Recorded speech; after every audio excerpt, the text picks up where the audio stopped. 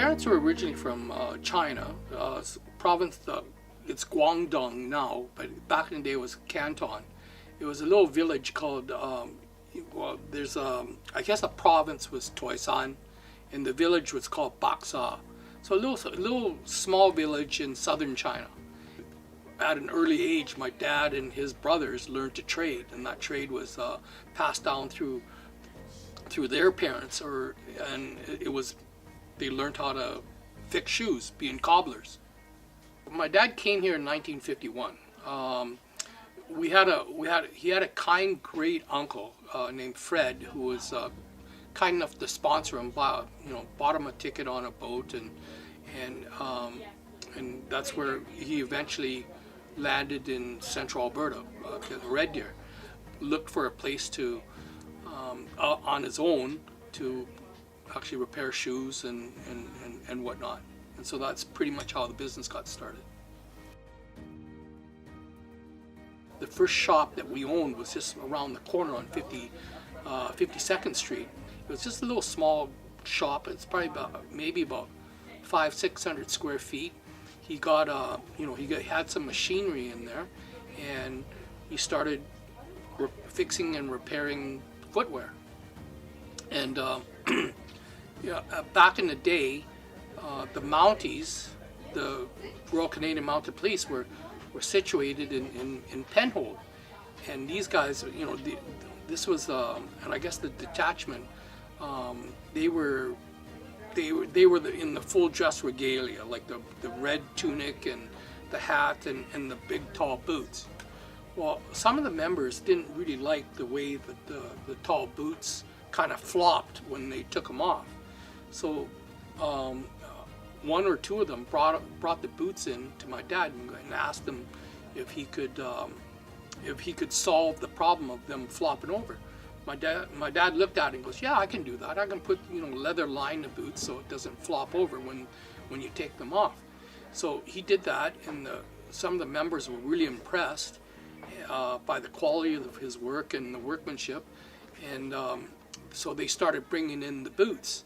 And so that's how my dad's business really got started. Like, it was word of mouth. Hey, the Mounties can bring it in, and some other other people who wore other footwears would too. And that's pretty much how the business kind of got started. And through that, my dad thought, well, hey, some of the quality of the boots that he was fixing he didn't think it was great. Like, they would use cardboard or paper or something to line the boots, and he goes, well, that's not really good, because once the cardboard wears out, you can't really replace it. So he went and saved up some money, bought a ticket to Texas and southern, or I guess northern Mexico, or like Juarez, and he went, looked for some suppliers that would make a better quality boot. And the first boot that he found was a company called Bob's Boot out of, I don't know where it was in Mexico. I think it was Juarez, which is probably just south of El Paso. So he brought some of these Bob's Boots back, and found out that he could sell them. So sold them for a little profit and whatnot, so he goes, okay, well then I think he started looking for other name boots like Justin, Tony Lama, and he brought those in, sold those, and goes, oh, hey, I can do this. I think we outgrew that location, and then this one was available for to purchase. I believe it was like 1967, 1968. And then the original location was, actually the address was 5109. So it was like that floor, and then we did two expansions afterwards. And so we bought this one, and then we bought the old Sportsman Den a little further to the south, and then we just kind of added on, and that's our current space. Well, we've been here for, as you said, for a long time, for 70 years, and well, going on 70 years. And it's just that this just kind of feels like it's our place, right? Like we settled down, our roots are here. And one of the proudest things I've seen in the last little bit was a lady came in and says, "Oh, my kids are 4th generation customers here." And I go, "Wow, that's pretty great." He goes, "Yeah, my dad brought me here. I brought, so my dad, myself, my kids, and then, I think the grandfather was there too. So 4 generations." And I go, "Wow." So I took a picture, and I thought that was really cool. Chamber of Commerce gave us a plaque the other, I think it was a couple years ago, and it was recognized that we've been a long-standing member of the Chamber. We love this community. I think Red Deer has been great to a lot of people. Like, we've seen it grow from when I was small, I was younger. It was a town of 15,000 people. Now we're over 100,000. But the drawing area, the community itself is probably, it probably has 300,000 people that it draws from. So it's a very, the location is very central, and it's we've seen a lot of people do well in our in Red Deer, and that speaks volumes for a place. So the community has been good to us, and we'd like to think that because we've survived this long, we've been good to the community too.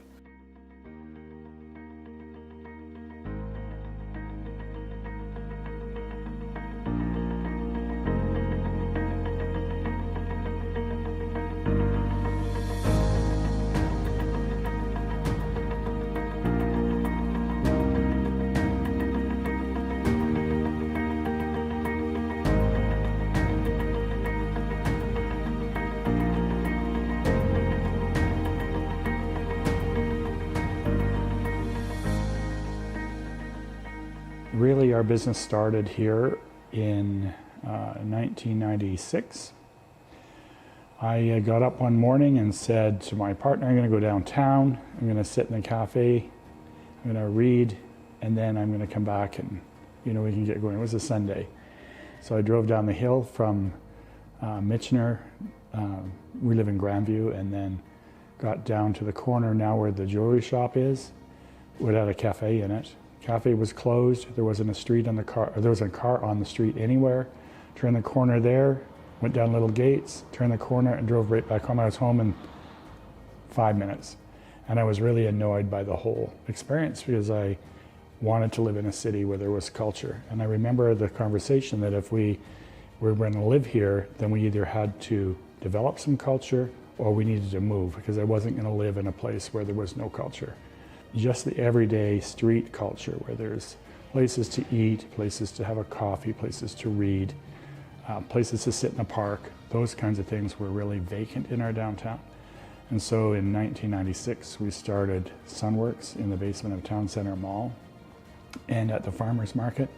And then over the next couple of decades, we developed it into the store and the businesses that are now beside where we were. And then we bought this particular building we're in on Little Gates, which incidentally is right across from the coffee shop that was closed. And we have a cafe and gift store here. And our whole reason for doing this work was to develop culture and bring that feeling to our city, because we really felt it was lacking. So over that time, we built restaurants, we built little wine bars, we built small spaces that young entrepreneurs could get started in, and then we did our own thing at the same time. I think what's important in the sense of urban development and downtowns is there needs to be a collective understanding of the importance of the heart of a city, particularly from an identity perspective, who we are as a people, but also from a financial perspective. A lot of people that live in cities do not understand, particularly a city that has this landmass, that the downtowns of those cities fund that fund a larger proportion of the operating budget than the rest of the city. So when people that live out in Anders or some of the new subdivisions pay their taxes, it is not enough to cover the services that they receive. Those services come from the tax base in the downtown. So when you have a thriving and vibrant downtown, not only do you increase the identity of a city, but you also increase the sustainability of the city and the viability of it to be able to do things that we want for all of our citizens. And we don't really have a downtown now that has such a strong economic base that we can do some of the things that we want to do. And so you see that at City Council when they bring their operating budgets every year, they wrestle with how they're going to pay for things, and they have to increase taxes because they've increased the land mass of the city, but they haven't increased the height of the city and the density of the business district. So there's the two things that go hand in hand. You need to have strong economic development in the downtown, and you also need to have a strong cultural development. People are looking for places to belong, to feel welcomed. And we don't even know who we are as a people. It's very frustrating for me. There are segments of our community that do care about each other and do good work. For example, the Red Deer District Community Foundation is growing and does amazing work in our city. And there are elements of the city that are very isolated and very self-centered. And so we could do better, I think. And part of that comes with understanding who we are as a collection of people. And I'm not sure that we could really hang our hats on any particular thing. In about 40 years ago, this is an interesting story. Maybe it was even 50 years ago, but it was a while back. The council at that time had the wild idea of creating the park system, the Red Deer Park system, which we all enjoy now. And it barely passed City Council because the community was up in arms that we would spend so much money as a city on green spaces, trail systems, and that kind of thing. But now, when you ask people about their identity in the city, one of the things they say to you is the park system. It is a core value of us now, 2 generations later. So it's those kinds of things and that visionary nature of our community that would really help us as we think about how the future could unfold. I think it's a fairly good place to raise a family. I didn't raise a family here, so I really can't speak to that. But I do like the geographic nature of our city. We can get to other amenities, which is great. I do like that it's a park system, really, that we feel like we live in an urban forest. I really like the nature part of our city. I think there's so much potential here. I would love to see the Polytechnic become a university so that we could, again, capitalize on the central nature of the city. We need to recognize that the heritage buildings that we have here are part of who we were, and they do highlight who we can be. And as we rip them down rather than restore them, I think that takes away from the heart of our community and lets us wander more aimlessly, I think, than I'd like us to be. I think we should be able to hang on to place as an important value for our community as well. I'd just like to say a little bit more about the human scale of our city. We have, and I talked a little bit about our heritage buildings, for example, but there's so much that we could do in our downtown to improve the human scale of things rather than the big infrastructure that we've built all over the city, like our roads and our strip malls and those kinds of things, which could be in any city. We need to start thinking about what it looks like when people walk places, and particularly small parts of the community. I think we're doing that in some areas of our community, but the downtown is a real opportunity for us to think about how we can walk and then what it looks like when people interact with the buildings and the streetscape. Some of that is happening, not fast enough. I think it needs to happen a lot faster, and I think there are communities all over the world where they can transform them almost within a couple of months. You've seen New York do that, you've seen Copenhagen do that. These are some challenges that we have. It took us 2 decades almost to get a patio on Ross Street, for example. Why so long? We need to be thinking about how can we improve our human scale infrastructure so that it invites people to come down here, and in return, people come down, and then the buildings become rented, and then there's a demand for housing.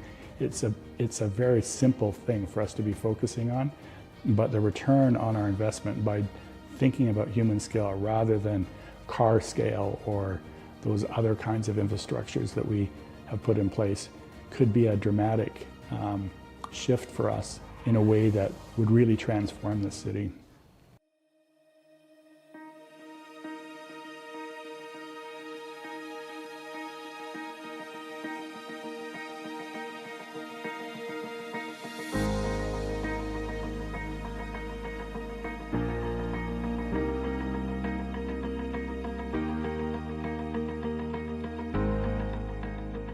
So I came to Red Deer, which I'd seen in 1954, and I thought Red Deer would be a great town to raise a family because you can see right through it from the North Hill.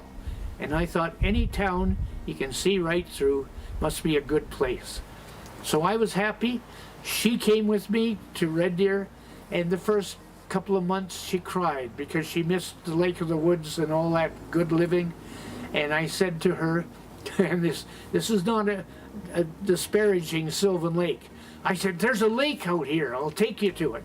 And this was before they fixed Sylvan Lake up quite a bit. And she took one look at it and said, that's not a lake, that's a slough. And she cried. But since then, she got to love Red Deer as her home. We've been here, 63 years now. Now, Red Deer is a farming community. Why don't they ever have a farmer's market there? So I thought, that's a heck of a good idea. I went back and I approached City Council. Mayor Barrett was the mayor at the time. And I said, would you let me manage a farmer's market for you? And we'll start it up, and any help you can give me, I'd appreciate it. Oh yeah, they said, we'll help you a lot, but you know what? It never will work. Because we had a farmer's market years ago that just petered out. It was a hay market, actually. They said, but you want to stick your neck out and go ahead, we'll help you. So that was in 1970. The first market came to Red Deer in a long, long time. On that first market, we had 12 vendors. 2 of them were still there nowadays, 53 years later. From there, we progressed happily. We charged $2 per stall, and a friend of mine, Andy Baruma, provided tables. He rented his tables for $4, and he was doing better than I was. I wanted people to come from outside the district, come to the market, and then patronize the local businesses. That was my plan. But from there, the market started to grow, and it grew exponentially. Every year there was more and more vendors, and every year it grew and grew. At one point we had 250 vendors, which was amazing. And for 53 years, it's been a wonderful asset to this community. Not only does it bring visitors, it creates business downtown, and everybody's worried about the downtown. But we have, for 53 years, provided a social climate and an economical benefit to this city. Famous companies had their start at the Red Deer Market. I'll give you an example of 3. Nossex Meats started very, very small with a couple of TV tables selling their wares. And look at them now.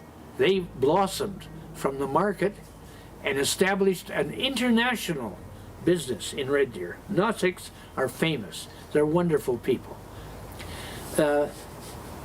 Andy and his wife came. They couldn't speak English. They run the European sausage delicatessen. They came with the same with the TV tables. I couldn't even spell her name. I still can't. But I've known him for 30 years. And they have blossomed into he has a factory out south of town, and the delicatessen that's behind Superstore, and they're marvelous people. They have blossomed from the farmers market into a real business. Beck's, I mentioned Beck before, Mr. Beck. He came and sold a few trees, and that was the start of Parkland Industries. Not Parkland Industries, but Parkland Nurseries. And they're up on the Balmoral Hill, and they do nothing but good business. Those are just 3 examples of people who got their start at the Red Deer market. And that's what it's all about. We're promoting business in Red Deer. We're making a social event every Saturday morning, and we're making a lot of happy people. That's what we pride that in our market.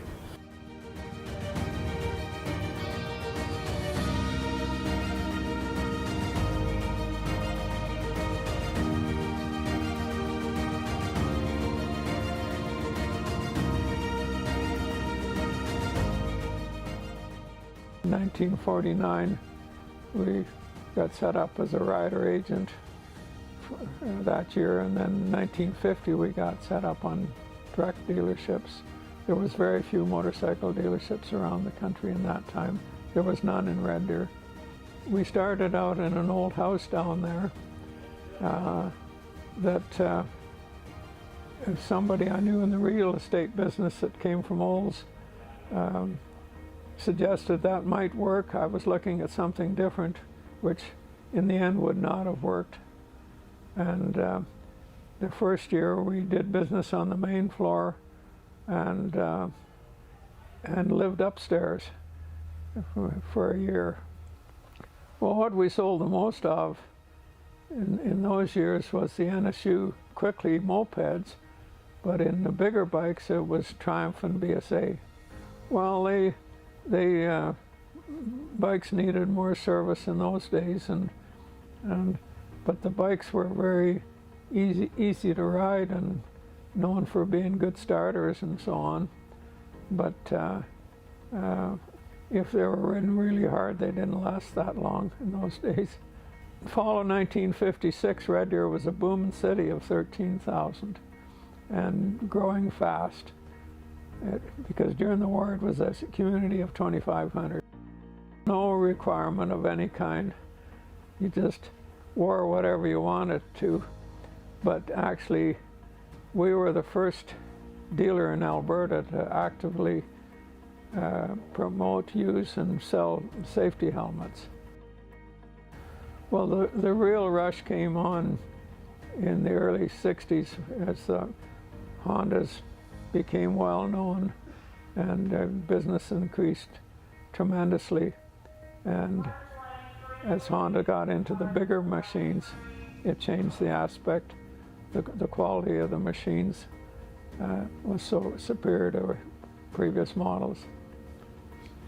Well, the Honda Dreams in the 305 series and Super Hawks 305s performed extremely well and lasted amazingly long compared to the British bikes, and required less maintenance, and also came with electric start, which made things really interesting. That was extremely innovative at the time. He raced, he did half-mile oval racing, which was very tricky riding. He's very much an athlete. He played hockey, raced motorcycles, hill climbed, and so on, and skied, and was generally very athletic, much more than me. Well, first thing comes, we're the first in Alberta to promote safety helmets. You know, we were the first full-time motorcycle business in Red Deer. That was the first. And so a lot of products we brought in were all first to Red Deer. The arrival of the Honda 754 was a big deal. I got one of the new ones then, and I still have it. I put 100,000 miles on it in 6 years. It's got 110,000 miles on it now. And of course the next big step was the Gold Wings, which have proven to be such long life, smooth, quiet, reliable motorcycles. Oh, there was some products that didn't turn out quite like we expected, were a little more challenging, but overall the motorcycles nowadays are much more long life and trouble-free. But they are much more technical now, and cost more money to buy and more money to work on, as automobiles do nowadays too. It's a similar parallel. Well, of course, I still enjoy the rides. Ride to work most days. I look forward to the ride in the morning and to the people that I meet in the business.